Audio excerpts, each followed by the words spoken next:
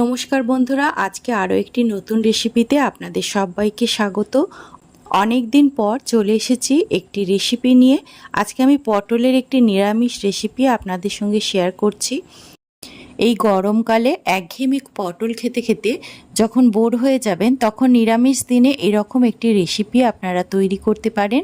পটলের রেসিপি তৈরি করার জন্য আমি নিয়ে নিয়েছিলাম 500 গ্রাম পটল ভালো করে ধুয়ে নিয়ে তারপরে জল ঝরিয়ে নিয়ে এখন পটলের যে ওপরের খোসাটা আছে সেটাকে ছুরি দিয়ে হালকা করে চেঁচে নিয়েছি।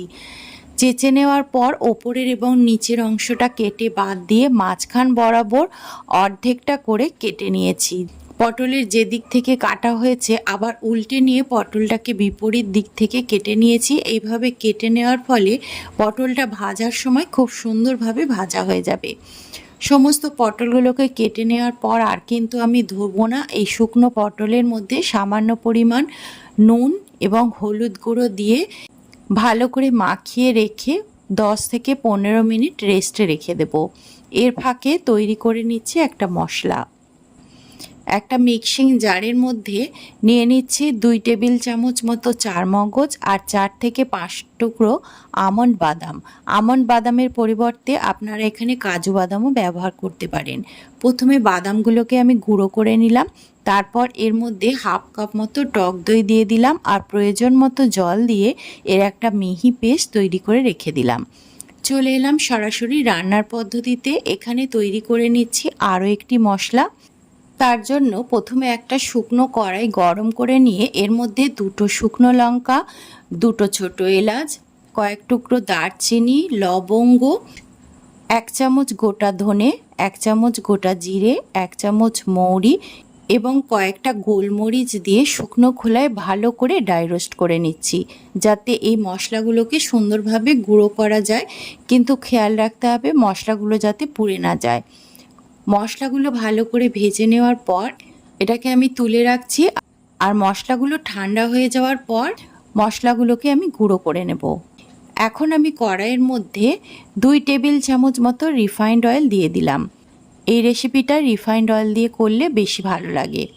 তেলটাকে ভালো করে গরম করে নিলাম, তারপরে নুন হলুদ মাখিয়ে রাখা পটলগুলোকে এর মধ্যে দিয়ে দিচ্ছি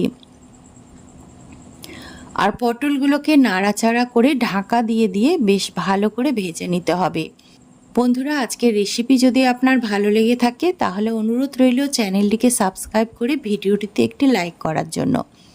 আপনারা যদি চান তো ছাঁকা তেলেতেও পটলগুলোকে ভেজে নিতে পারেন, তবে আমি কম তেলে রান্নাটা করেছি তাই ঢাকা দিয়ে দিয়ে লো ফ্লেমে রেখে পটলগুলোকে ভেজে নিয়েছি। এই ভাজা পটলগুলো তুলে নেওয়ার পর কড়াইটা পরিষ্কার করে এর মধ্যে আরও 1 টেবিল চামচ মতো রিফাইন্ড অয়েল দিয়ে দিলাম। তারপর এর মধ্যে দিয়ে দিলাম 1 চামচ মতো ঘি দিলে এই রেসিপিটার টেস্ট ভীষণ ভালো হয়। ঘিটা যখন গলে উঠলো তখন এর মধ্যে দিয়ে দিচ্ছি হাফ চামচ মতো গোটা জিরে যখন ফুটে উঠলো তখন এর মধ্যে দিয়ে দিলাম আদা আর কাঁচা লঙ্কা বাটা। এখানে আমি 1 ইঞ্চি মতো আদা আর 2টো কাঁচা লঙ্কা পেস্ট করে রেখেছিলাম। এই আদা আর কাঁচা লঙ্কা বাটাটাকে দিয়ে বেশ ভালো করে একটু কষিয়ে নিতে হবে যাতে এর কাঁচা গন্ধটা চলে যায়। মশলা কষানো হয়ে গেলে গ্যাসের ফ্লেমটাকে অফ করে দিয়ে বা কমিয়ে দিয়ে এর মধ্যে আগে থেকে যে চারমগজ বাদাম এবং দইয়ের পেস্টটা তৈরি করে রেখেছিলাম সেটা দিয়ে দিলাম। সেটা দিয়ে ভালো করে নাড়িয়ে নাড়িয়ে প্রথমে মিশিয়ে নিতে হবে। মশলাটাকে ভালো করে মিশিয়ে নেওয়ার পর এর মধ্যে দিয়ে দিচ্ছি টেস্ট ব্যালেন্স করার জন্য 1 চামচ চিনি, স্বাদ অনুযায়ী নুন আর দিয়ে দিচ্ছি আগে থেকে তৈরি করে রাখা ভাজা মশলাটাকে আমি পুরোপুরিভাবে গুঁড়ো করিনি। এখানে আমি হালকা একটু দানা দানা রেখে মশলাটাকে গুঁড়ো করে নিয়েছি। মশলাটা থেকে প্রায় 2 টেবিল চামচ মতো মশলা এর মধ্যে দিয়ে দিলাম আর ভালো করে মিশিয়ে নিলাম। তারপর মশলাটার মধ্যে হালকা একটু কালার আসার জন্য এর মধ্যে দিয়ে দিলাম 1 চামচ মতো কাশ্মীরি লঙ্কার গুঁড়ো। কাশ্মীরি লঙ্কার গুঁড়োটাকেও ভালো করে মিশিয়ে দিলাম। তারপরে ঢাকা দিয়ে এটাকে কুক করে নিচ্ছি যতক্ষণ না পর্যন্ত মশলা থেকে তেল ছাড়ছে। মশলা থেকে তেল ছাড়তে আরম্ভ করলে এর মধ্যে আগে থেকে ভেজে রাখা পটলটা দিয়ে দিলাম আর এর সাথে দিয়ে দিলাম বেশ কিছুটা পরিমাণ কসুরি মেথি। কসুরি মেথিটা অবশ্যই দেবেন, তাহলে এই রেসিপির টেস্টটা অনেক গুণ বেড়ে যাবে। সব কিছু মশলা পটলের সঙ্গে আরও একবার নাড়াচাড়া করে ভালো করে কষিয়ে নিলাম। তারপর আমি এখানে প্রায় 1 কাপ মতো দুধ দিয়ে দিলাম। দুধ দিয়ে দেওয়ার পর দুধের বাটিটা ধুয়ে এর মধ্যে আরও 1/2 কাপ মতো জল দিয়ে দিলাম। এবার সব কিছু ভালো করে মিশিয়ে নিলাম। প্রয়োজন হলে আপনারা আরও একটু জল দিয়ে দিতে পারেন, তবে আমি যেহেতু ঢাকা দিয়ে দিয়ে পটলটাকে ভেজে নিয়েছিলাম, তাই পটলটা অনেকটাই সেদ্ধ হয়ে গেছে। ভালো করে সব কিছু মিশিয়ে দিয়ে এটাকে ঢাকা দিয়ে কুক করে নেব যতক্ষণ না পর্যন্ত পটলটা সম্পূর্ণভাবে সেদ্ধ হচ্ছে।